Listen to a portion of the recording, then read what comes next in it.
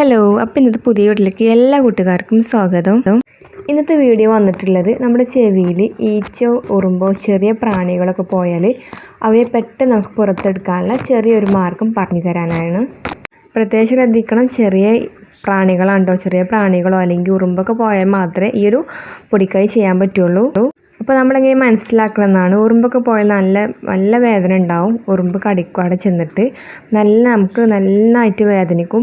മാത്രമല്ല, നമ്മളിപ്പോൾ കാട്ടിലൊക്കെ ചെന്ന് കിടക്കുമ്പോഴല്ലേ വേറെ എന്തെങ്കിലും ജന്തുക്കളൊക്കെ കയറുന്നതൊക്കെ ശ്രദ്ധിക്കേണ്ടതുള്ളൂ. അപ്പം നമ്മൾ കിടക്കുന്ന സ്ഥലത്തൊന്ന് നോക്കുക, വല്ല ഉറുമ്പും പാറ്റും എന്തെങ്കിലും ഉണ്ടോയെന്ന് മനസ്സിലാക്കുക, ഉറുമ്പാണെന്നുള്ളത്.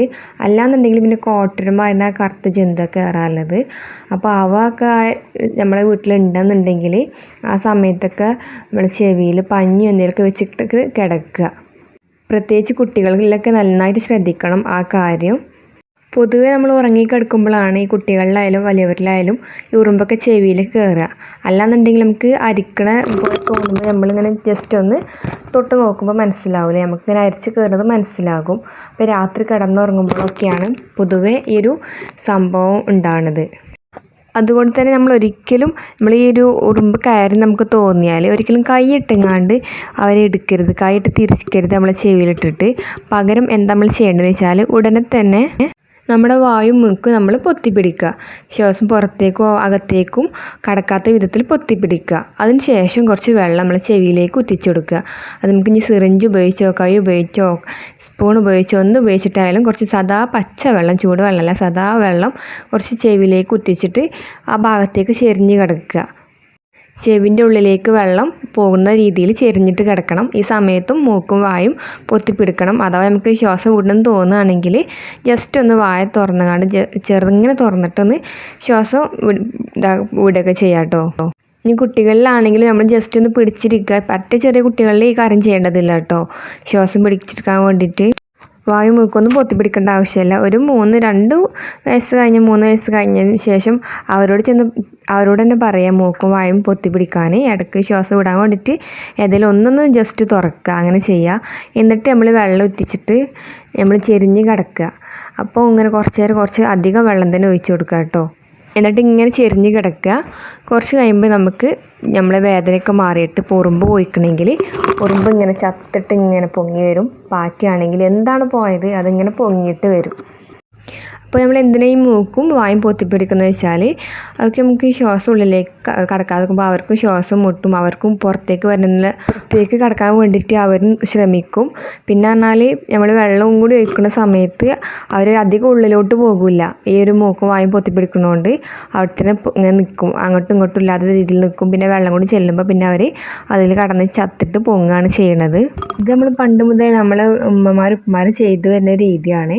ഏറ്റവും നല്ലത് ഈ രീതിയാണ് കേട്ടോ. ചിലരുണ്ട് വെളിച്ചെണ്ണ ഒഴിച്ചു കൊടുക്കണ, അല്ലെങ്കിൽ ഉപ്പ് വെള്ളം ഒഴിച്ചു കൊടുക്കുക, ഇതൊന്നും ആവശ്യമില്ല.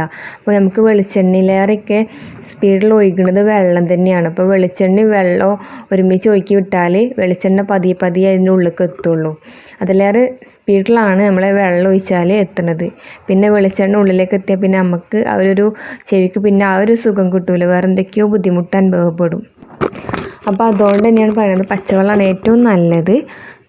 വെളിച്ചെണ്ണയൊക്കെ ഇപ്പോൾ ഒരുപാട് നമ്മൾ ചെവിയിലേക്ക് ഒഴിച്ചാൽ നമുക്ക് ബുദ്ധിമുട്ട് തന്നെയാണ്. ഈ വെള്ളമാകുമ്പോൾ വലിയ പ്രശ്നമല്ല. ഇത് പോന്ന് കഴിഞ്ഞിട്ട് നമുക്ക് പുറത്തേക്ക് തട്ടിയാൽ വെള്ളം പോരും. അതുപോലെ നമുക്ക് വല്ല തുണിയൊക്കെ ഇട്ട് ഉപ്പെടുത്താലൊക്കെ മതി. നിങ്ങൾക്ക് ഇങ്ങനെ കാണിച്ചിട്ടും ഒന്നും കിട്ടില്ല എന്നുണ്ടെങ്കിൽ എന്നിട്ട് നിങ്ങളെ വേദന ഒന്നും മാറിയിട്ടില്ല എന്നുണ്ടെങ്കിൽ ഒരു ഡോക്ടറെ പോയി കാണുക. കാരണം വേറെ എന്തെങ്കിലും ആയിരിക്കും നിങ്ങളെ ചെവിൻ്റെ ഉള്ളിൽ കയറിയിട്ടുണ്ടാകുക. പിന്നെ ഒരു തുള്ളി വെള്ളം ഒറ്റിച്ചിങ്ങാണ്ട് അവയെ കിട്ടിയിട്ടില്ല എന്ന് പറയരുത്. ഒരു തുള്ളി കൊണ്ടൊന്നും ഒത്തും ആവില്ല. കാരണം അത് എത്ര ദൂരം പോയിക്കണം നമുക്കറിയില്ല. അപ്പോൾ ആ എത്ര ദൂരം പോയിക്കണോ അത്രയും നമ്മൾ വെള്ളം ഒഴിച്ച് കൊടുക്കണം. നമുക്കറിയാം ചെവി ഇങ്ങനെ ഒരു ഗുളുഗുളു പറഞ്ഞ സൗണ്ടൊക്കെ കേൾക്കും ചെവിൻ്റെ ഉള്ളിൽ നിന്ന്. അപ്പോൾ അത്രത്തോളം ഒഴിച്ച് കൊടുക്കുക. അതിനനുസരിച്ച് അവർ പൊങ്ങി വരും ചെയ്യും. അങ്ങനെ അവയെ പുറത്തെടുക്കാനും നമുക്ക് പറ്റും. അപ്പോൾ എല്ലാവരും ഇനി അങ്ങനെ ചെയ്ത് നോക്കുക. നമ്മളെ ചെറിയ ഉറുമ്പോ പാറ്റയൊക്കെ ചെവിയിൽ പോയാൽ നമ്മൾ രാത്രിയിൽ നമ്മൾ കിടക്കുന്ന സമയത്ത് നമ്മൾ ബെഡൊക്കെ നന്നായിട്ട് തട്ടി കൊട്ടിയിട്ടൊക്കെ വിരിച്ച് കിടക്കുക. എന്നാൽ പിന്നെ ഈ മാതിരി പ്രശ്നങ്ങളൊന്നും ഉണ്ടാവില്ല. എന്നാലും വല്ലപ്പോഴൊക്കെ ഇങ്ങനെ സംഭവിക്കുകയാണെങ്കിൽ ഇതുപോലെ ചെയ്ത് നോക്കുക കേട്ടോ. അപ്പോൾ ഇതാണ് നമ്മുടെ ഇന്നത്തെ വീഡിയോ വന്നിട്ടുള്ളത്. അപ്പോൾ നിങ്ങൾക്ക് ഇഷ്ടപ്പെട്ടിട്ടുണ്ടെങ്കിൽ നമ്മൾ ഈ വീഡിയോ ഒന്ന് ലൈക്ക് ചെയ്യുക. അപ്പോൾ ഇത് ആർക്കെങ്കിലുമൊക്കെ ഷെയർ ചെയ്ത് കൊടുക്കുക. കാരണം ഒരുപാട് ഉപകാരമുള്ള വീഡിയോ ആണ്. ഒരുപാട് പേർക്ക് അറിയുന്നതാണ്. എന്നാലും അറിയാത്തവരൊക്കെ ഉണ്ടെങ്കിൽ അവർക്കൊക്കെ ഒന്ന് ഷെയർ ചെയ്ത് കൊടുക്കുക കേട്ടോ. പിന്നെ നമ്മളെ ഈ ചാനൽ സബ്സ്ക്രൈബ് ചെയ്യാനും മറക്കരുത്. അപ്പോൾ ഓക്കെ, താങ്ക്